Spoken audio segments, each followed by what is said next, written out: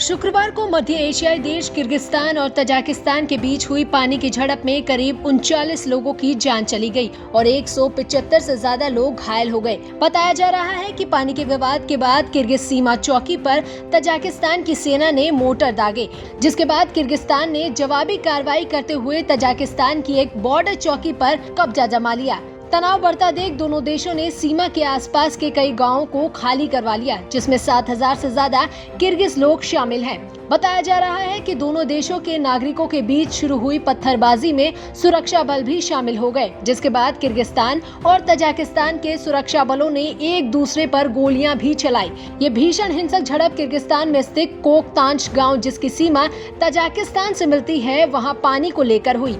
Kyrgyzstan emergency ministry के अनुसार जिन जगहों को आग के हवाले किया गया उनमें एक सीमा चौकी, 20 से ज्यादा घर, एक स्कूल, 8 दुकानें और एक कसीनो शामिल है।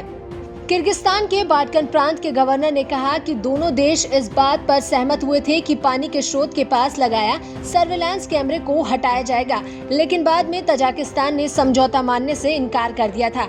दोनों देशों ने कोकतांश में जल आपूर्ति सुविधा के आसपास के क्षेत्रों का दावा किया है। जब से ये दोनों देश श्वेत संघ का हिस्सा हुआ करते थे, श्वेत संघ से अलग होने के बाद इन दोनों देशों के बीच कई इलाके ऐसे हैं जहां कोई स्थायी सीमांकन नहीं है।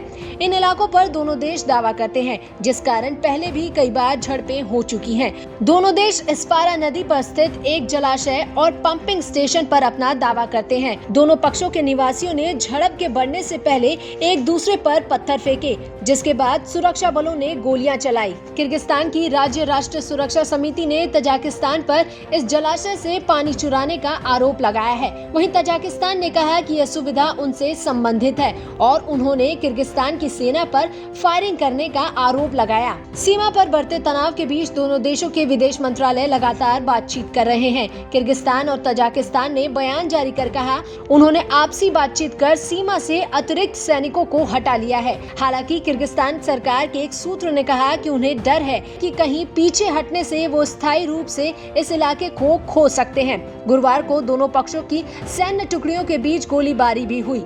हालांकि उसी दिन दोनों पक्षों के बीच युद्ध विराम की घोषणा भी कर दी गई, जिसके अनुसार दोनों पक्षों के सैनिक स्थायी समय अनुसार शाम 8 बजे अपने अपने ठिकानों पर लौट गए।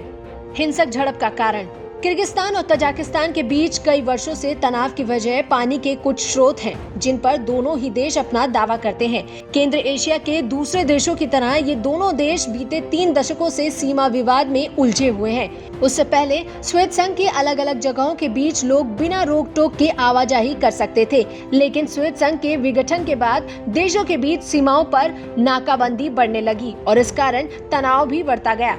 तजाकिस्तान और किर्गिस्तान के बीच सीमा पर 600 मील का 1/3 इलाका विशेष रूप से विवादित रहा है। सीमा के दोनों तरफ रहने वाले लोग यहाँ की जमीन और पानी के स्रोत पर अपना अधिकार मानते हैं और इस कारण पहले भी हिंसक झड़पों में उलझ चुके हैं।